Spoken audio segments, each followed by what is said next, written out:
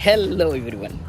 आज की ब्लॉग में फिर से एक बार आप सबके लिए एक इंटरेस्टिंग टॉपिक लेकर आ रहा हूँ। जी हाँ, today I am discuss about for those आज मैं उन लोगों के लिए बात करने वाला हूँ जो एस्पिरेंट है।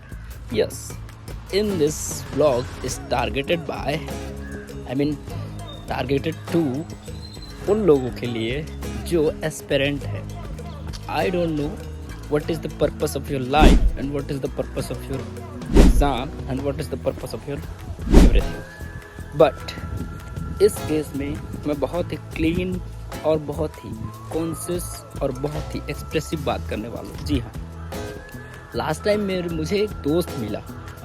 एक ऐसा दोस्त जो खुद एक एस्पिरेंट था एंड व्हाट इज़ द उसके अंदर मुझे कमी क्या लगी, तो वो कमी मैंने जब उसके अंदर फाइंड आउट की तो मुझे समझ में आया कि no, it's not for everyone, it's for ये उन लोगों के अंदर कमी है जो पार्टिकुलरली एग्ज़ाम को एज अ बर्डन फेस करते हैं। जस्ट लाइक थिंकिंग, हम जब उस चीज़ को देख रहे हैं तो हम फील कर पा रहे हैं कि जो एस्पिरेंट होता है and they were just feel like कि मुझे इस एग्ज़ाम को क्लियर करता है, something like MPPSC, UPSC, MPPSC। लेकिन मैं इस पर एक बहुत क्रिटिक शेयर करने जा रहा हूँ आप सबसे। मेरे जितने भी मेरे फैमिली में हैं, जितने भी मेरे सर्कल में हैं और जितने भी मेरे YouTube फैमिली में हैं, उन सभी को मैं चीज़ कहना चाहूँगा कि अगर आपके मन में वो बर्डन है उस एग्ज़ाम को लेकर, सो इस केस में आपने अपने लाइफ को एज अ रोबोट बना कर रखा है। Just like think like just जो भी हो व्हाटएवर। तो आप लोग एक चीज़ सोचो पहले कि मान लेते हैं कि आप उस एग्ज़ाम के लिए प्रिपेयर कर रहे हो pre mains and the final result is come out from your interview. आप लोग देखते होंगे, मैंने काफ़ी बार इस चीज़ को देखा है कि बहुत सारे लोग बहुत मेहनती होने के बावजूद इंटरव्यू में फेल हो जाते हैं एंड द रीज़न इसके इंटरव्यू में फेल होते हैं इसलिए उनका एग्ज़ाम क्लियर नहीं होता। ठीक है, जस्ट स्टॉप। एंड अब मैं उस चीज़ को जब ऑब्जर्व करने लगा, मैंने काफ़ी रिसर्च की इसके बारे में।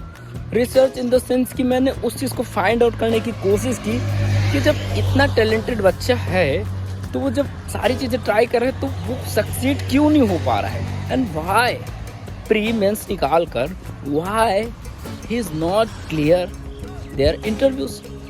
बट मैंने जब इस चीज़ को ऑब्जर्व करी, मैंने और रिसर्च किया अपने अकॉर्डिंग, मैंने जितनी भी रिसर्च की तो मैंने फाइंड आउट किया कि आपके अंदर जो रिस्पॉन्सिबिलिटी है, रिस्पॉन्सिबिलिटी लाइक मेंस और आपका हो गया प्री और मेंस जो भी है। अब आपने MPPSC UPSC का एग्ज़ाम दिया तो इट्स जस्ट लाइक रट्टू तो।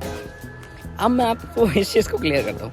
आप किसी तरीके से पढ़े, हर एक नोट से पढ़ा आपने, हर एक वीडियो से पढ़ा, क्योंकि आज के टाइम पे lot of sources on their. ठीक है, इंटरनेट पे काफ़ी सारे सोर्सेस हैं। आप उन चीज़ों से आपने पढ़ाई की, आपने एग्ज़ाम दे दिया। Is this clear? It's not a big deal. ये कोई बड़ी बात नहीं है, ये कोई चमत्कारी चीज़ नहीं है, नॉट अ मिरेकल। बट जब आप इंटरव्यू में जाते हो देन यू फील लाइक कि जब आप इंटरव्यू में जा रहे हो देन समवन तो नहीं कहेंगे, काफ़ी सारे लोग होते हैं उस इंटरव्यू पैनल में end of course my supervisor is also on their. But उनकी गाइडेंस जब मैंने सुनी देन आई फील कि यार इंटरव्यूअर जो होता है ना, वो आपकी सबसे पहली चीज़ तो मैं बता दूँ, वो आपकी नॉलेज को तो चेक करता ही है, लेकिन वो सबसे ज़्यादा जो चेक करता है उस चीज़ को, वो सबसे ज़्यादा जो देखता है वो ये देखता है कि आपके अंदर उस पर्सनालिटी में, आपके अंदर जो आप हो, एक्चुअलिटी, आपके अंदर जो क्रिटिकल थिंकिंग की पावर है, आप में फेस करने का, मीन्स से just feel like as a district collector.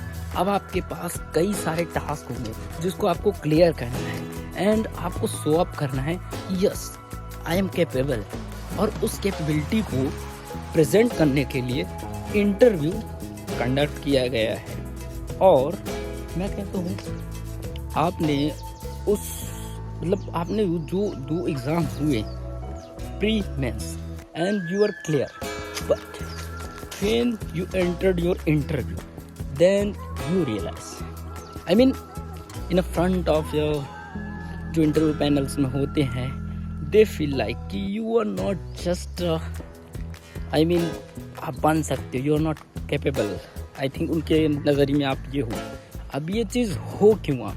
तो यार इसीलिए आपको कि आप में वो जो क्षमता है, आपने तो अभी रिटन एग्ज़ाम दिए थे ना, तो आप में अभी वो क्षमता दिख नहीं रही है सामने वाले को, देन यू फेल।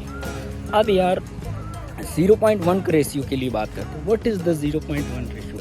तो दोस्तों ये जो यूपीएससी का है थोड़ा सा रैंक वाइज है, ये जो उनके एग्ज़ाम को क्लियर करने की प्रोबेबिलिटी है वो 0.1% का रेशियो है।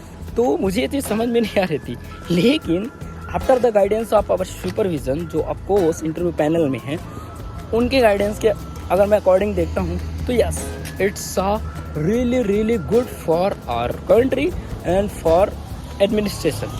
क्योंकि अगर वो 0.1 का रेशियो नहीं होगा तो यार कोई भी अंडू जंडू कलेक्टर बन सकता है ना। तो उसके लिए ही in my opinion, in my philosophy, कि आपको प्री मेंस के अलावा इंटरव्यू के लिए भी बहुत ही प्रिपेयर्ड होना पड़ेगा। आई मीन टू से आपको थोड़ी सी दुनियादारी पता होनी चाहिए। इट्स नॉट जस्ट लाइक कि आपने रूम में बैठ के इंतज़ार किया, आई मीन पढ़ाई किया आपने और नहीं बोलते उसको मेहनत का फल मीठा होता है, आपने मेहनत किया।